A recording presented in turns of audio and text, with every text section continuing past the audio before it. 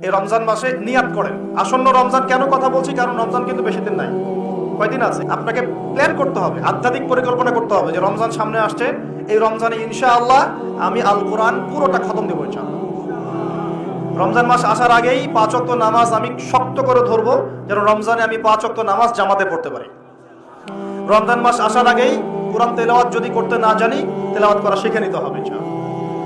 রমজান আসার আগেই নিয়াত করে নিব যে এই রমজানে ইনশাআল্লাহ আমি প্রত্যেক দিন তারাবি জামাতে পড়বো ইনশাআল্লাহ, এবং খতম তারাবি পড়বো ইনশাআল্লাহ। রমজান মাসে যারা কোরআন আরবি জানি টুকটাক আমরা ভাঙ্গাচোরা, আমরা কোরআনটাকে শুরু থেকে শেষ পর্যন্ত অর্থ সহ পড়বো ইনশাআল্লাহ। রমজান মাসে প্রত্যেক দিন কমপক্ষে একজন মানুষকে আমি ইফতার করাবো ইনশাআল্লাহ। রমজান মাসে আমি আমার যাকাতগুলোকে দিয়ে দিব ইনশাআল্লাহ। রমজান মাসে বেশি বেশি দান সদকা করবো ইনশাআল্লাহ। রমজান মাসে বেশি বেশি তাসবিহ তাহলিল হবে, জিকির আজগার হবে, আল্লাহর কাছে দোয়া করব, রোজা রেখে সমস্ত হারাম পাপ থেকে বেঁচে থাকবো ইনশাআল্লাহ। রমজানে শুধু সৎ কাজের আদেশ করব, অসৎ কাজে নিষেধ করব, নিজে আমল করব, পরিবারে প্রতিষ্ঠা করবো ইনশাআল্লাহ। প্রত্যেক দিন 5 ওয়াক্ত নামাজ হবে, প্রত্যেক দিন মসজিদে নামাজের পর তালিম হবে ইনশাআল্লাহ। এভাবে পুরো রমজানটাকে উৎসবের উৎসাহে অতিবাহিত করার নিয়াত আগে করতে হবে। আল্লাহ পাক তৌফিক দান করুন। তো এখানে সবচেয়ে বড় বাধাটা হয় দুনিয়াবি ব্যস্ততা। এই জন্য রমজানের আগেই দুনিয়াবি ব্যস্ততাগুলো কমিয়ে আনতে হবে। চেষ্টা করবেন বড় বড় যে বাজারঘাটগুলো আছে এগুলো আগেই করে ফেলার।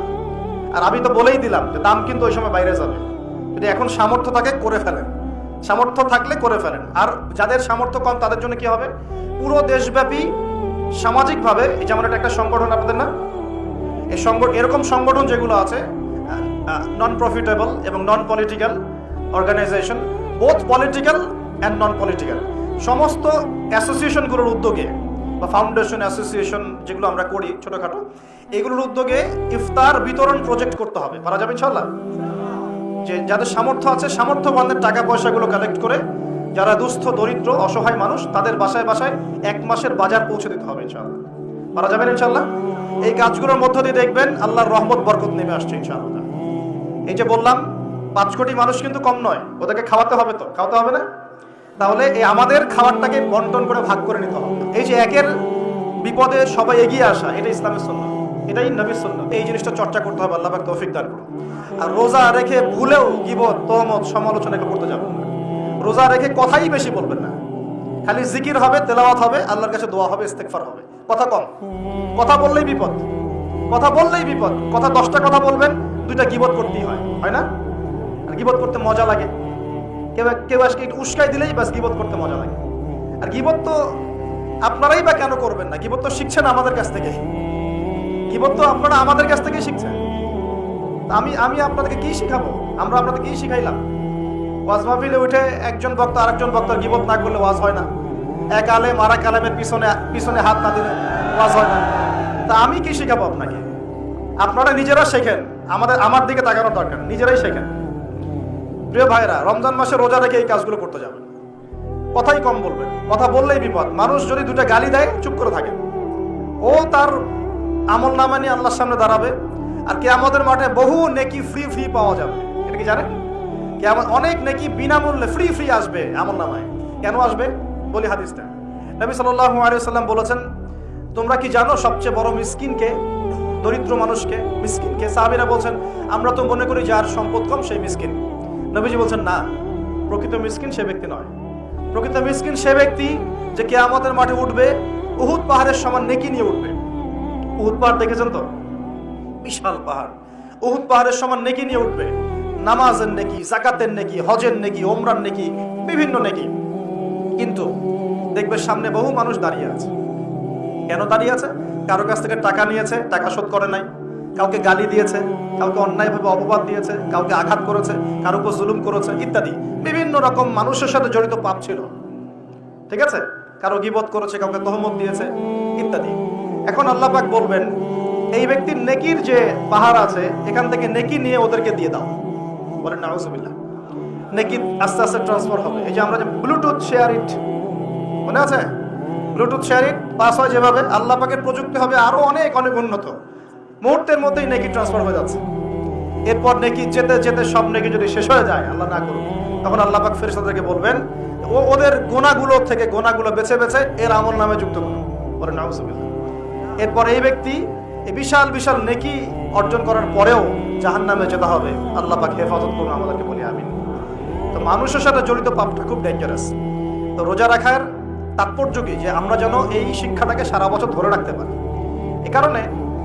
এই কারণেই রমজান মাসে রোজা রেখে জিকির হবে বেশি, তাসবিহ তাহলিল বেশি, কোরআন তেলাওয়াত বেশি, আমর বিল মারুফ নাহি আনিল মুনকার হবে, তার দার্স হবে, দিনের কথা হবে।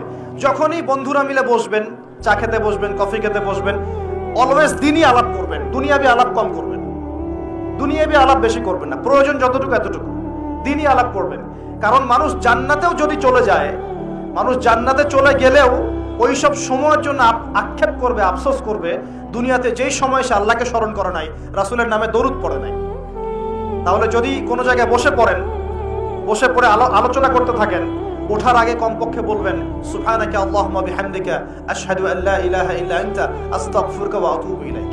কারণ কেন বলবেন? আল্লাহ রাসূল বলেছেন যে কোনো মানুষ বা কোনো কওম যদি একটা জায়গায় বসে আলোচনা করে, আলোচনা থেকে শেষ করা বৈঠকটা ভঙ্গের আগেই যদি তারা এই দোয়াটা করে ওঠে, ওই বৈঠকে যদি কোনো ফাহেসা কথা হয়ে থাকে, এর গুনার কাফফারা হয়ে যাবে ইনশাআল্লাহ, গুনাহ মাফ হয়ে যাবে ইনশাআল্লাহ।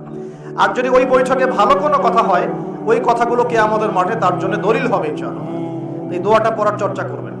তো যেটা বলছিলাম, দেখেন আমরা যদি একে অপরের খাবারগুলো ভাগাভাগি করি, যাকাতগুলো প্রদান করতে পারি এবং রমজানের রোজাগুলো ঠিকঠাক রাখতে পারি, আল্লাহর বিধানগুলো ঠিকঠাক মানতে পারি, সমাজে দারিদ্রতা থাকবে না ইনশাআল্লাহ।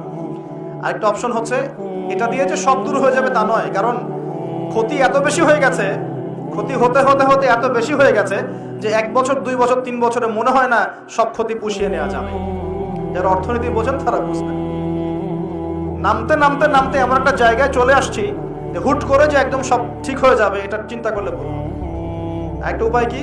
উপায় হচ্ছে এই যে খাদ্যগুলোর উপর চাপ বাড়বে মার্কেটে, অতিরিক্ত খাদ্য আমদানি করা। কি করা? আমদানি করা। দুটো অপশন থাকে, এক আমদানি করা, আরেকটা হচ্ছে কৃষিভিত্তিক ভাবে উৎপাদন করা। দুটো। আমরা রিপোর্টগুলো দেখছি যে কৃষিভিত্তিক প্রবৃদ্ধির হার কমে যাচ্ছে। কি হয়েছে? কমেছে। কৃষিভিত্তিক প্রবৃদ্ধির হারটা কমেছে, আর আমদানিটা মোটামুটি কিছুটা বিপর্যস্ত হয়েছে। কারণ ডলার সংকট। কিসের সংকট? ডলার। জানেন তো নাকি? আচ্ছা, রিপোর্ট তো পড়েন, পেপার পত্রিকা তো পড়েন নাকি? সংকট হলে কি হয়? সংকট হলে এলসি কমে যায়। মানে মনে করেন আপনি একজন ব্যবসায়ী, পণ্য আমদানি করেছেন, আর পণ্যগুলো যে আপনি খালাস করবেন, বন্দর থেকে নামাবেন, তা আপনাকে তো একটা চার্জ দিতে হবে না? এখন আপনার কাছে চার্জ দেওয়ার মতো ডলার নাই, কি করবেন? তাহলে পণ্য ওই বন্দরে পড়ে থাকবে। অনেক পণ্য বন্দরে পড়ে আছে, নামাইতে পারতেছেন। এখন মনে করেন এই ব্যক্তি কি নিজের পকেট থেকে টাকা দিয়ে এগুলো নামাবে? না। কি করবে তাহলে? ওই পণ্যের উপর সে দাম বাড়িয়ে দিবে, যাতে করে এই টাকাটা জনগণের কাছ থেকে তুলে সে শোধ করতে পারে। এগুলো ইকোনমিক্স, বেসিক ইকোনমিক্স। এগুলো পড়তে আপনার আহামরি অর্থনীতিবিদ হতে হয় না।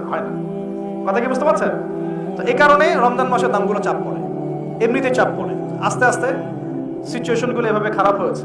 অতএব ইসলামিক সলিউশনে যদি এখন না আসতে পারেন, যদি আরো 10 বছর অপেক্ষা করেন, বহু দেরি হয়ে যাবে।